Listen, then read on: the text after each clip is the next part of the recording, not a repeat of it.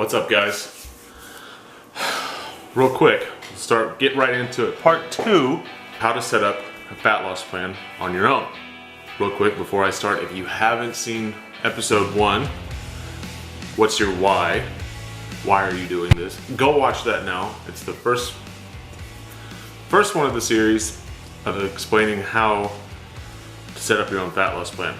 Also, if you haven't already, please subscribe to the channel, like the video, and support your bistro chef. Step number 2, take your measurements. This is one of the smaller steps, but it's a lot easier to track your progress and a lot more rewarding to track your progress if you take your measurements. Now, the measurements I recommend people take, and this goes for both men and women, obviously weight is number 1, but it's not the only one that matters. I'll get into that in a little bit. So weight, your waist measurement, your lower waist measurement. So when you think about measuring here and then measuring here. Hips, arms, legs at their thickest point, calf at their thickest point. I like to do around the neck as well, and then around the chest too, relaxed. You can do relaxed, and then you can do flexed, where you flare your lats out to expand your chest and your back. And take measurements right around there. Write these down and take new measurements every single week. The reason that it's important to take measurements and not just track your progress on the scale is because when your body is going through a transformation, where you are doing something completely different than what your body's accustomed to, weight isn't always going to be the deciding factor on your progress. Meaning, the scale might not go down at all one week, but you may lose an inch or 2 around your midsection. That's a better indication of fat loss than the scale is. The scale is strictly weight. You can, especially in Texas during the summer months, you can go outside and work out for a half hour, do yard work for an hour, and weigh yourself before and after, and that might be a 6-pound difference. That in no way, shape, or form means that you lost 6 pounds of fat. Water fluctuates throughout the body constantly on a regular basis, especially if you're eating different foods on a daily basis, if your water consumption is different throughout the day, or if you were drinking the night before. A lot of times, at least for me personally, if I drink a lot the night before and I wake up the next morning, I am a lot lighter if I don't go stuff my face with some fast food from someplace. And this is because alcohol is a diuretic and dehydrates your body, so you're shuttling out extra water. Now, when you start drinking water and eating normal again, you will put all that water back on and then some, because your body is used to being dehydrated from the night before. We'll get more into that in other videos, but this is where measurements come into play. They're going to give you a lot better indication of your progress. They're going to give you a lot better indication that you're doing the right thing and taking the right steps. Especially for a guy's standpoint, if your weight stays the same, but your inches are going up in your arms and your chest, and your inches are going down in your waist and your lower ab measurements, that is a very good indication that your body is going through what we like to call a recomposition. It is losing fat and building muscle. This is going to be very common in people that are newbies that are hitting the gym hard.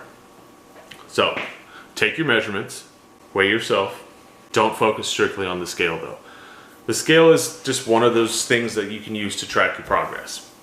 If the scale is not budging and your measurements are not changing, there's a chance that you need to adjust your diet, or you need to increase your cardio, or you need to increase your output and decrease your input, meaning work harder, eat less. And once you have those measurements, don't measure yourself every single day. Your body's change and recomposition and fat loss and everything like that, it's not linear. If you're trying to gain muscle, you're not going to gain every single day. If you are trying to lose body fat, you're not going to lose every single day, especially when it comes to monitoring it on the scale.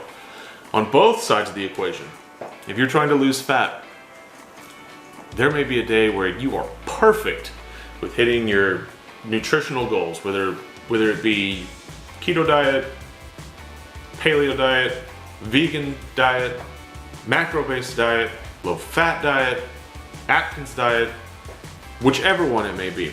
You may be on point with what you're supposed to eat for the day, and the next day you wake up and you weigh 2 pounds more than you did the day before, that is not an indication that you gained 2 pounds of body fat.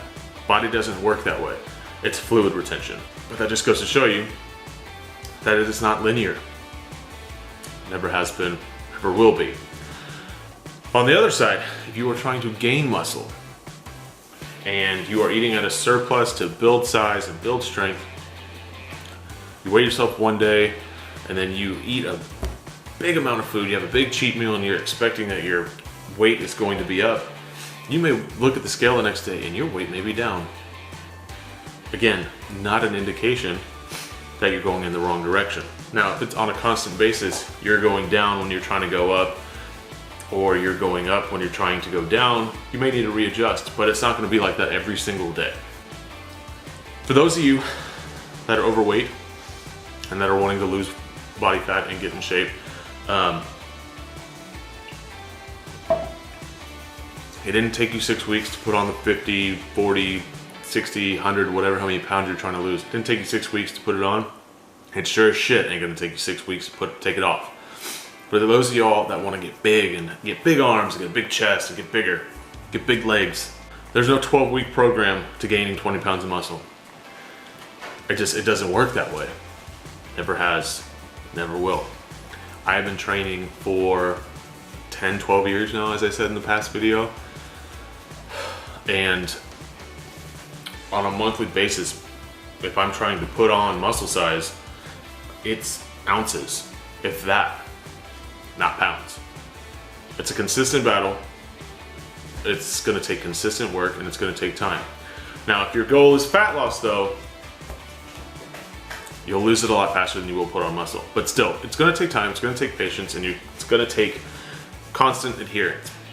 But that's getting away from the point of this video. This video is to take your measurements, write them down, and keep them somewhere that you won't lose them, so that way you can keep constant track. Measure yourself the same day of each week around the same time after you use the restroom, and go from there. But that's step 2. It's a smaller one, but it's a very crucial one. You can't plan your trip if you don't know where you're going to start. So, take your measurements. But that is it for this one. Short and sweet and to the point. Like I said, if you haven't watched the first video of the series, please go and do so. Like the channel, or subscribe to the channel, like the video, and stay tuned for part 3, episode 3 tomorrow, where I'll discuss the 3rd step on setting up your own fat loss plan.